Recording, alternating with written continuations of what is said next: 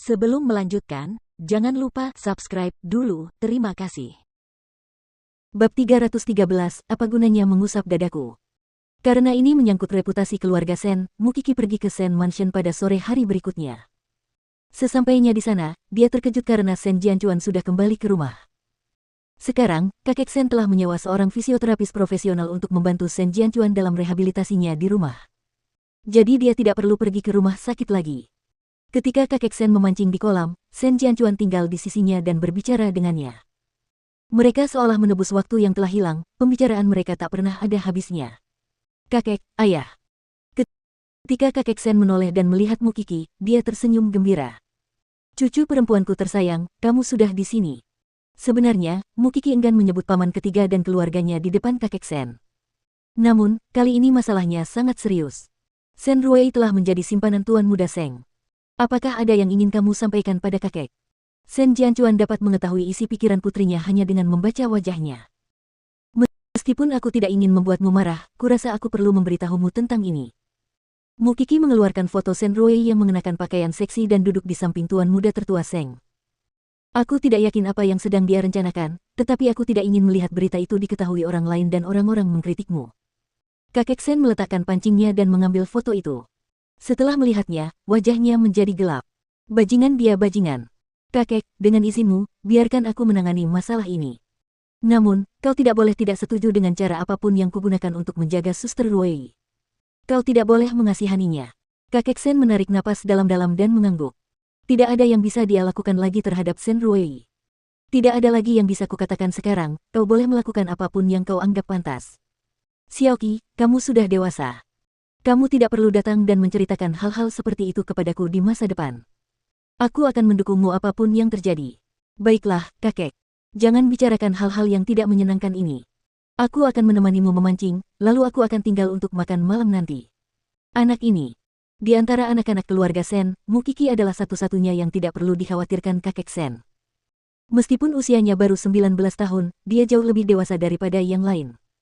Dia bahkan cukup berani untuk melawan Norma. Namun, kakek Sen masih belum bisa sepenuhnya menerima hubungan Mukiki dan Seng Xiao. Malam ini, Mukiki menghabiskan waktu berkualitas dengan keluarga Sen dengan gembira. Ketika dia kembali ke Jingting, Seng Xiao sengaja mengabaikannya.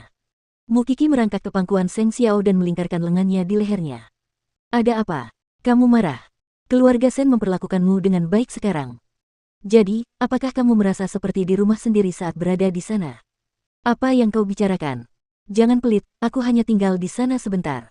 Kau tidak perlu marah karena hal-hal sepele seperti itu. Dulu kamu sangat bergantung pada orang lain. Aku masih bergantung padamu sekarang. Mukiki membenamkan kepalanya di dada Seng Xiao. Lihat, aku bergantung padamu. Aku berjanji pada ayahmu bahwa aku akan memberimu kebahagiaan, tapi saya sangat senang. Mama Seng dan kakak keempat memperlakukan saya dengan sangat baik. Sedangkan yang lain, jika mereka bisa memperlakukan Anda dengan buruk, saya tidak berharap mereka akan memperlakukan saya, orang luar, dengan baik. Saya puas dengan hidup saya. Mukiki mengusap dada Seng Xiao sambil berbicara. Pria kadang-kadang akan menjadi emosional, tidak peduli betapa hebatnya mereka. Mukiki bisa mengerti itu. Setelah beberapa saat, Mukiki membuka matanya dan menatap Seng Xiao. Dia bertanya dengan lembut, apakah kamu tidak marah sekarang? Apa gunanya mengusap dadaku? Mukiki melihat ke arah yang dituju Seng Xiao. Wajahnya memerah, mesum. Dan Xiao Xiao, aku sudah menemukan rencana untuk menyingkirkan Sen Ruei untuk selamanya. Seng Xiao meletakkan kertas-kertasnya dan melingkarkan tangannya di pinggang Mukiki. Kemudian, dia menggendongnya ke kamar tidur. Apa yang sedang kamu lakukan? Katakan apa yang ingin kau katakan padaku, dan aku akan melakukan apa yang ingin aku lakukan. Anak buah kakek Seng telah menemukan rumah tempat Tuan Muda Sulung Seng berencana untuk membiarkan Sen Ruei tinggal. Jika Tuan Muda Seng tidak memiliki niat tersembunyi, dia akan memberitahu keluarga Sen setelah membantu Sen Ruei untuk tenang. Namun, dia tidak melakukannya. Apa maksudnya? Kakek Seng tahu apa yang sedang direncanakan cucunya. Niatnya jelas. Meskipun dia punya niat seperti itu, dia tidak langsung pergi menemuinya. Jadi, Sen Ruei masih perlu mendapatkan informasi tentang jadwal Tuan Muda Seng dari Seng Minghui. Tuan Muda Seng tidak bodoh. Dia tahu dia harus memastikannya aman sebelum dia mencicipi buah terlarang itu.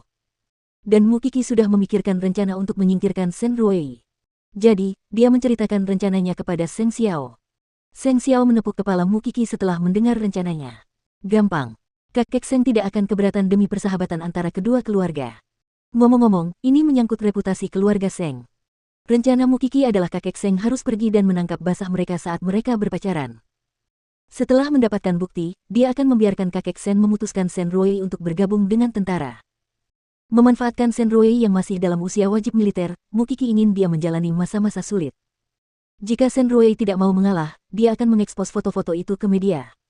Inilah kesempatan terakhir bagi Sen Ruei untuk membuka lembaran baru. Yang terpenting, dia masih seorang Sen.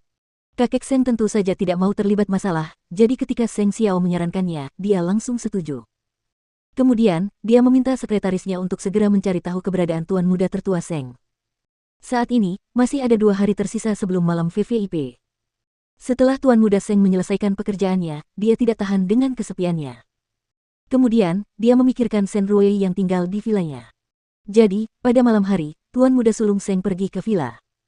Sementara itu, kakek Seng sengaja memanggil Seng Minghui. Saya melihat sepupu tertuamu baru saja keluar. Sekarang sudah sangat larut, dan kakak iparmu tidak ada di rumah.